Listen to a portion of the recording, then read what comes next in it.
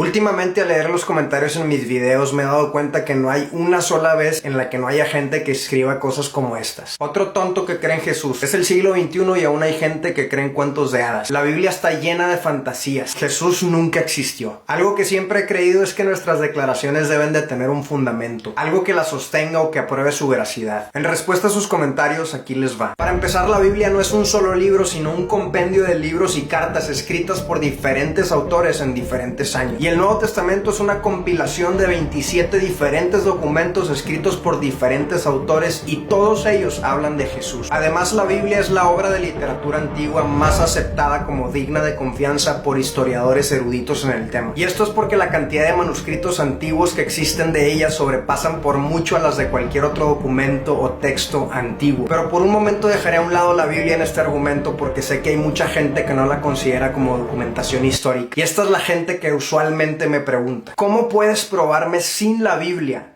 que Cristo realmente existió? Así que de nuevo, hago este video para responderle a todas esas personas que dicen que Jesús es solo una fantasía, un personaje en un cuento de hadas o un amigo imaginario. ¿Sabías que hay evidencias históricas extrabíblicas de la existencia de Cristo? Ahí te van. Luciano de Samosata, escritor satírico del segundo siglo, quien se expresaba con indignación de manera sarcástica e irónica en sus escritos, habló con desprecio de Cristo y de los cristianos al escribir esto. El hombre que fue crucificado en Palestina por haber introducido este nuevo culto al mundo persuadió a sus seguidores de que eran hermanos unos de otros, después de haber transgredido de una vez por todas negando a los dioses griegos y adorando a aquel sofista crucificado y viviendo bajo sus leyes. También Cornelio Tácito, nacido en el primer siglo, un historiador romano que llegó a ser gobernador de Asia. Este hombre para nada era creyente. Él estaba escribiendo sobre el incendio que ocurrió en Roma durante el reinado de Nerón en el año 64 después de Cristo. En ese tiempo corrió un rumor de que Nerón había sido el culpable del gran incendio y Nerón, para defenderse, culpó a los cristianos. Entonces Tácito, como buen historiador, escribió sobre esto. Durante el reinado de Nerón hubo gente que trató de inculparlo de haber sido el responsable de incendiar Roma, pero ser inculpado por algo tan grave no era algo que Nerón pudiera permitir,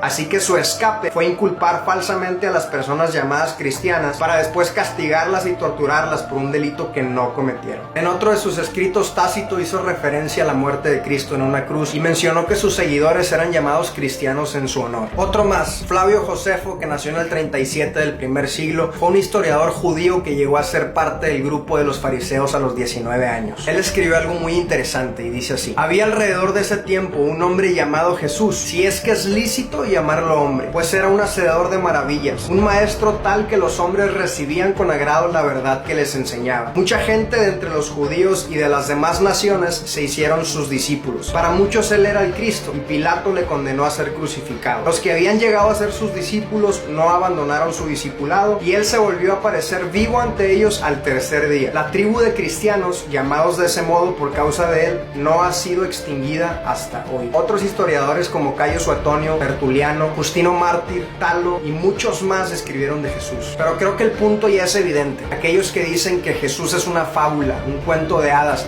y que no hay evidencia de su existencia histórica en este mundo, a esas personas quiero decirles que la única fantasía que hay aquí es la que se han creído al negar lo que es evidente. Jesús existió y Él es quien dijo ser.